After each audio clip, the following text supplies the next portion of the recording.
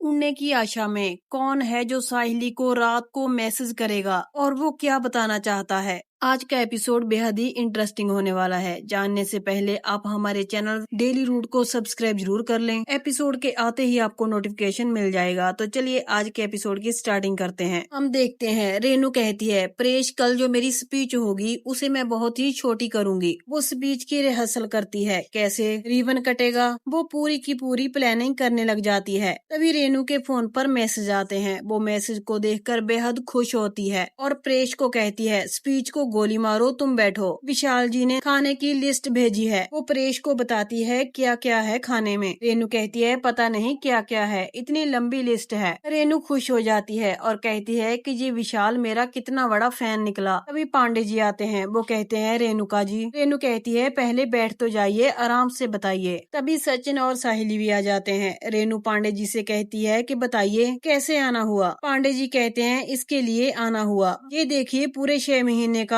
Bank खाते का विवरण। रेनू कहती है तो पांडे जी कहते हैं देखिए इसे ध्यान से, इसमें ये लिखा है कि हमने 6 महीने से कभी भी अपने किराए का पैसा आगे पीछे नहीं किया। तभी रेनू उनको कहती है ये आप मुझे क्यों दिखा रहे हैं। ये सुनकर पांडे जी हक्के बक्के रह जाते हैं। तभी वो उस दिन को याद करते हैं जब रेनू ने उन पर आरोप लगाया था कि उन्होंने इस महीने का किराया नहीं दिया। तभी सचिन कहता है बाबा मेरे को याद है, वो रेंट वेंट वाला मैटर तो खत्म हो गया था। प्रेश कहते हैं हाँ। सचिन कहता है तो पांडे जी फिर क्यों ये कागज वागज लेकर आ गए हैं। वो रेनू से कहता है कहीं ऐसा तो नहीं हमने उसको पैसा देना है और देना भूल गई। रेनू कहती है प्रेश मुझे क्यों पैसे देंगे, पांडे जी हर महीने रेंट के पैसे मेरे हाथ पर रख कर जाते हैं। तभी प्रेश और पांडे जी और हैरान हो जाते हैं, क्या उस दिन की बात रेनू को कोई भी याद नहीं। रेनू कहती है और इस महीने भी देकर गए हैं, बराबर रेंट देते हैं, है ना पांडे जी। तभी रेनू कहती है खैर छोड़ो, कल नाश्ते में अलग ही मजा आने वाला है। पांडे जी आप क्यों नहीं चलते हमारे साथ कल नाश्ता करने। पांडे जी कहते हैं किधर। भी रेनू उनको पूरी बात बताती है और कहती है कि कल मैं रिबन काटने जा रही हूँ। तो वहीं पर हम रोशनी को देखते हैं। वो तेजस को कहती है कल काकू चाहती है कि हम उनके साथ रहें, तो प्लीज कल तुम छुट्टी ले लेना। तेजस कहता है सॉरी बाबू मैं कल नहीं आ पाऊंगा, कल मुझे बहुत सारे काम हैं, तुम लोग चले जाना।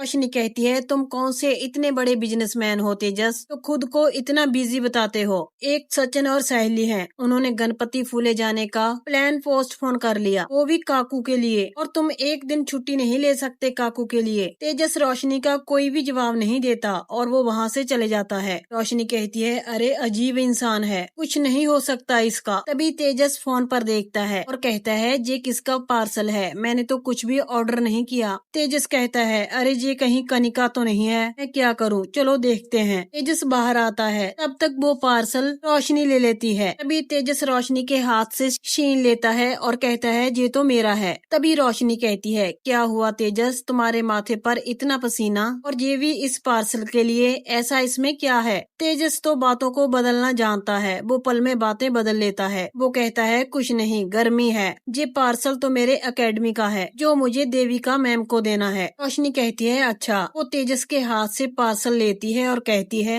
अगर ये पार्सल एकेडमी का है तो तुम इतना डर क्यों रहे हो। तेजस फिर से रोशनी के हाथ से पार्सल ले लेता है और कहता है कि तुम मेरा दिमाग मत खराब करो, किसी का पार्सल ऐसे खोलना नहीं चाहिए और ना ही लेना चाहिए। रोशनी कहती है सॉरी, मुझे तो इधर ही देखना है। रोशनी उस पार्सल को खोलने लग जाती है। तेजस आंखें बंद कर लेता है और कहता है हे भगवान, पता नहीं उस लड़की ने क्या भेजा होगा, अगर इसमें ऐसा कुछ भी हुआ तो बाबू चुड़ैल बन जाएगी। तभी रोशनी कहती है तेजस क्या है ये पेपर आंसर शीट है जे। तभी तेजस कहता है और क्या, आंसर शीट ही तो होंगे, इतना बड़ा प्रोफेसर हूँ मैं और मेरे पास क्या आएगा, तुम्हें लगा क्या होगा। हमारे रिलेशनशिप में ट्रस्ट 0 और शक 100% है। तेजस रोशनी पर रोब झाड़ने लग जाता है। वो कहता है ये आंसर शीट तुम ही चेक कर लो, तेरा प्रोफेसर होने का मतलब ही क्या है। रोशनी कहती है इतनी नौटंकी मत करो, अगर ये आंसर शीट थी तो तुम इतने घबराए हुए क्यों थे। तेजस कहता है घबराऊं नहीं तो क्या करूं? जब भी मेरी एकेडमी से कुछ आता है तुम अजीब सा शक करने लग जाती हो। पता नहीं कौन सा कीड़ा घुस गया है तुम्हारे अंदर। तुम मुझ पर शक मत किया करो। तेजस रोशनी से पेपर लेता है और वहाँ से चले जाता है। तभी रात हो जाती है। सचिन कहता है, साहिली तुमने खाने पीने का देख लिया? कुछ सब हो गया, कोई बचा तो नहीं है? अभी साहिली कहती है, हाँ सचिन, सबने खाना खा लिया है। सचिन कहता है, मतलब सब कल के लिए तैयार हैं। कल बाबा की बाइकों का टेस्टिंग वेस्टिंग हो जाए। डॉक्टर एक बार फाइनल रिपोर्ट दे दे हमको, उसके बाद हम गणपति फुल्ले के लिए निकल पड़ेंगे। साहिली कहती है, सब कुछ काकू की रिपोर्ट पर ही निर्भर करता है, बस उनकी तबीयत ठीक रहे। पर एक बात तो है, एक समय के बाद बच्चों को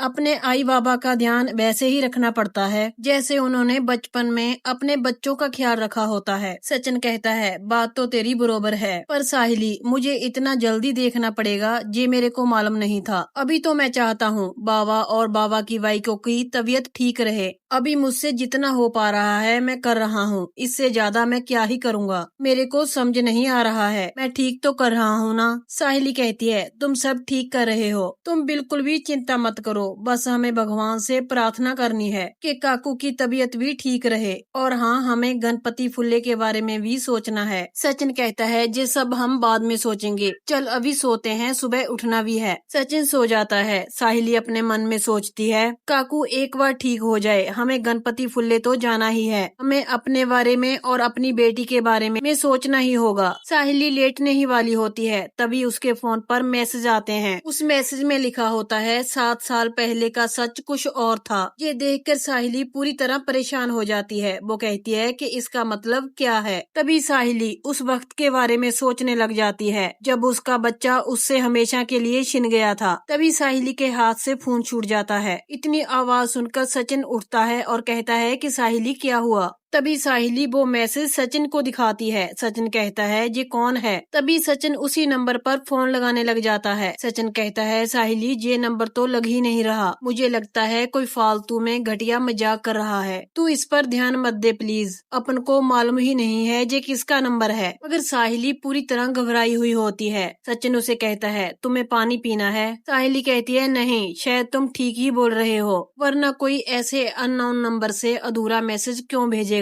अगर उसको बताना होता तो पूरा सच बताता, शायद सच में ही कोई मजाक कर रहा होगा। सचिन साहिली को सोने के लिए कहता है। वो कहता है, कल हमें बहुत काम है। सचिन तो सो जाता है, मगर साहिली के कानों में वही आवाजें गूंज रही थी, अपने बच्चे के रोने की। उसे आज भी ऐसा लगता है कि उसका बच्चा मरा नहीं था, वो रो रहा था। तभी हम देखते हैं कि उनके घर के बाहर कोई इंसान घूम रहा होता है। तभी सुबह हो जाती है। रेनू पूरी तरह रेडी हो जाती है, मगर साहिली उस मैसेज को बार बार देख रही होती है। तभी सचिन कहता है, बाबा तुमने चाय वाय का चुस्की तो नहीं लिया? परेश कहते हैं, सचिन तू एक ही सवाल कितनी बार पूछेगा, अभी मेरे पेट में चूहे दौड़ भाग कर रहे हैं। तभी रेनू कुछ खाने वाली होती है। तभी सचिन उसको कहता है, बाबा की वाई को ये तू क्या कर रही है? ये बादाम काजू किशमिश कुछ भी नहीं खाने का है, फास्टिंग करने का है। रेनू कहती है, अरे छोटा सा बादाम ही तो है, इतना चिल्लाने की क्या जरूरत थी? सचिन कहता है, उधर तेरा टेस्ट होगा, अगर रिपोर्ट में झोल आया तो। रेनू कहती है, हाँ हाँ ठीक है ठीक है। सचिन कहता है, साहिली देख बाबा की वाई को क्या कर रही है। मगर साहिली का ध्यान तो कहीं और ही होता है। सचिन कहता है, मैं तुमसे बात कर रहा हूँ। साहिली कहती है, कुछ नहीं, तुम बताओ क्या हुआ। तभी रिया कहती है, मुझे नहीं पता था कि सब लोग जा रहे हैं। आकाश कहता है, रिया घर में आर्या के साथ हम दोनों में से एक जना तो होना चाहिए, ऐसे अकेला कैसे घर में रहेगा? मुझे नहीं लगता मैं आर्या को ऐसे अकेले छोड़कर कहीं जा सकता हूँ। तभी पंखुड़ी कहती है कि मैं आर्या का ध्यान रखूंगी, मैं ताई हूँ ना इसकी। रिया कहती है कि प्रिंसेस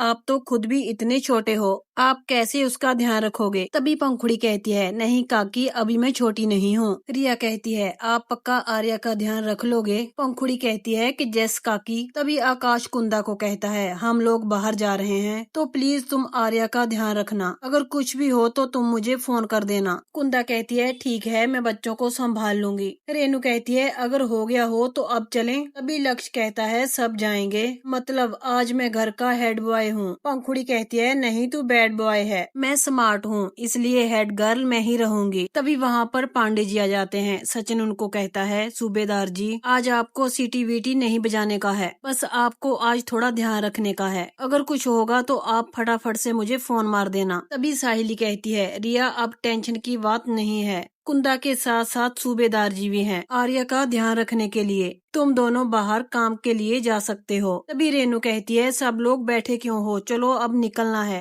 तभी सब लोग वहाँ पर पहुँच जाते हैं। रेनू कहती है, अरे देवा, क्या क्या तैयारियां करके रखी हैं इन लोगों ने। वहाँ पर रेनू का अच्छी तरह स्वागत होता है। तो वहीं पर साहिली उस बात को लेकर परेशान होती है। तो यहीं पर आज के एपिसोड का एंड हो जाता है। नेक्स्ट एपिसोड और भी इंटरेस्टिंग होने वाला है। रेनू की रिपोर्ट में ऐसा क्या आया कि सचिन ने गणपति फूले जाने का प्लान कैंसिल कर लिया है। तो वहीं पर साहिली ने मन बना लिया है कि वो गणपति फूले जाकर ही रहेगी। धमाकेदार नेक्स्ट एपिसोड की अपडेट जानने के लिए आप हमारे चैनल डेली रूट को सब्सक्राइब जरूर कर लें। अगर आज का एपिसोड आपको अच्छा लगा तो प्लीज लाइक शेयर कमेंट करें एंड हाइप का बटन जरूर दबा दें। तो चलिए कल मिलते हैं आपको नेक्स्ट एपिसोड की अपडेट के साथ।